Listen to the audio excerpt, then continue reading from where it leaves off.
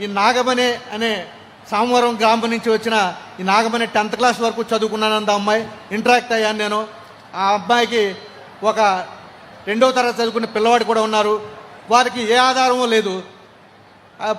ఆధారం లేదు కాబట్టి అమ్మ నీకు నేను ఏదైనా వ్యాపారం పెట్టుకో చిన్నది, కుటుంబిషన్ అది వచ్చిన్నది, కుటుంబిషన్ వాటికి కావాల్సిన సదుపాయం అన్నీ నేను చేస్తానని చెప్పాను. అలాగే వాళ్ళకి ఫ్యామిలీకి కావాల్సిన ఆ పిల్లవాడి చదువు కానీ ఇదే విషయంలో కూడా నేను ఆదుకుంటానని చెప్పి ఆ అమ్మాయికి భరోసా ఇచ్చాను.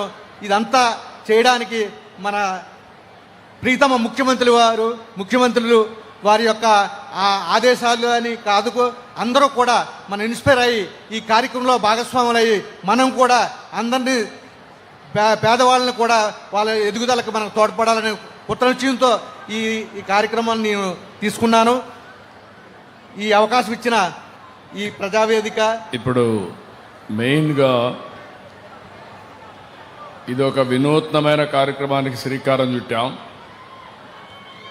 నేను ఇచ్చే సంక్షేమ కార్యక్రమాలు మీకు చెప్తాను, అభివృద్ధి ఏం చేస్తున్నామో కూడా మీకు ఎక్స్ప్లెయిన్ చేస్తాను. అదే సమయంలో ఎంత అభివృద్ధి చేసినా ఎంత సంక్షేమం ఇచ్చినా మీలో ఉండే శక్తి సామర్థ్యాలు బయట తీసుకురావాలన్నా మీకు అండగా ఉండాలంటే ఏం చేయాలని ఆలోచించాను. మామూలుగా ఈరోజు ప్రభుత్వంలో మీరు చూస్తే P3 అని ఉంటుంది. కొంచెం వెనక్కిరండి మీరంతా, కొంచెం వెనక్కిరండి. P3 అనే కార్యక్రమం ఉంది, అంటే పబ్లిక్ ప్రైవేట్ పార్ట్నర్షిప్. ఇప్పుడు ఒక రోడ్డు వేశారు ఇక్కడ, నేషనల్ హైవే. అది ఒక ప్రైవేట్ వ్యక్తి వేశాడు, టోల్ కలెక్ట్ చేస్తాడు. కానీ తెచ్చిన అప్పు కట్టేసి మనకు మెరుగైన సదుపాయం. ఒకప్పుడు ఈ నేషనల్ హైవేలో పోవాలంటే 20 ఏళ్లకు మునుపు ఏమాత్రం కూడా పోయే పరిస్థితి లేదు.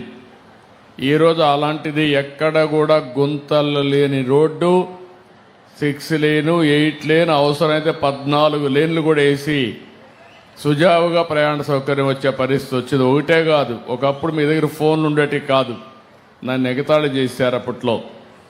ఇప్పుడు మీరు చూసి అందరి దగ్గర సెల్ ఫోన్లు ఉన్నాయి. అదే మరి మీకు బ్యాండ్ విత్ కూడా అందరూ ప్రొవైడ్ చేసే పరిస్థితికి వచ్చారు. అది కూడా P3లో వచ్చింది.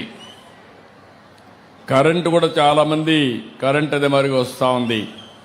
అంటే ఇక్కడ గుర్తుపెట్టుకోవాల్సిందే, మీరందరూ P3 వల్ల వ్యాపారాల వల్ల తెలివితేటలు పైకి వచ్చారు. కానీ ఇప్పటికి కూడా సమాజంలో కొంతమంది అట్టడుగునే ఉన్నారు.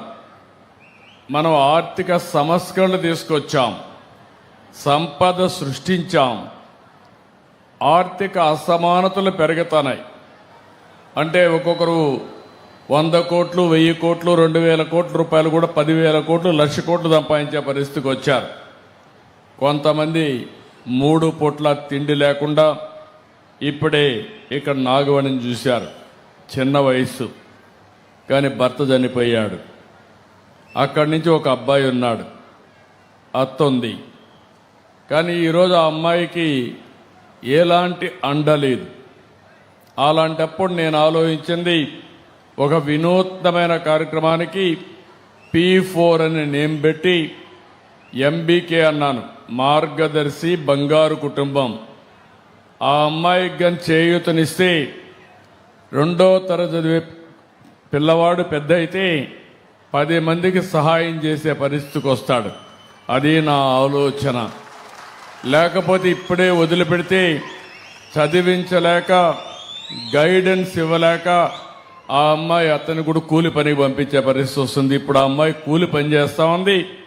నేను 4,000 రూపాయలు పింఛన్ ఇస్తున్నా, వాళ్ళ అత్తకు కూడా 4,000 రూపాయలు పింఛన్ ఇస్తున్నాం. ఆ 8,000తో కూలి పని చేసుకొని కాస్త కోస్త సంపాదించి ఏదో కుటుంబాన్ని నడుపుతా ఉంది. రేపు రాబోయే రోజుల్లో కూడా ఆ పిల్లవాడిని ఉన్నత స్థాయిలో చూడాలనేది నా ఆకాంక్ష, నా ఆశయం, అదే నా కోరిక. దీనికోసం నేను ఆలోచించేది, ఎవరైతే బాగా డబ్బులు సంపాదించామో మీకు కూడా బాధ్యత ఉంది. సమాజం వల్ల పైకొచ్చారు మీరు, సమాజం లేకపోతే ఎవరూ లేము. ఇప్పుడు నేను ముఖ్యమంత్రిగా ఉన్నానంటే మీ అందరి ఆశీస్సులు నేను ముఖ్యమంత్రి చేశారు. అలాంటప్పుడు నేను ఆలోచించేది మళ్ళీ నేను ఒక వినూత్నమైన కార్యక్రమం 5 ఏళ్ళు పడుతుందా, 10 ఏళ్ళు పడుతుందా, 20 ఏళ్ళు పడుతుందా, నా ఆశయం అయితే ఆర్థిక పేదరికం లేని సమాజం, రెండోది ఆర్థిక అసమానతలు తగ్గించే విధానానికి రూపకల్పన, అందరికీ మెరుగైన జీవన ప్రమాణాలు ఉండాలి.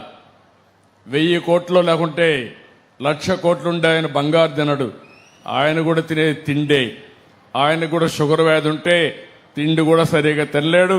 కనీసం మీరు తిరిగి అరిగించుకునే శక్తి మీకుంది, వాళ్ళకి ఆ శక్తి కూడా లేదు. అందుకే అందరికీ సమాన అవకాశాలు ఇవ్వాలి. నేను ఇక్కడే ఉండే మార్గదర్శిని కోరుతున్నా, తమ్ముడు ఆ అమ్మాయి కుట్టు మిషన్తో ఆపేయడం కాదు నా ఉద్దేశం. పిల్లవాడిని బాగా చదివించాలి. ఆ అమ్మాయి కూడా చిన్న వయసు, 10th క్లాస్ పాస్ అయింది.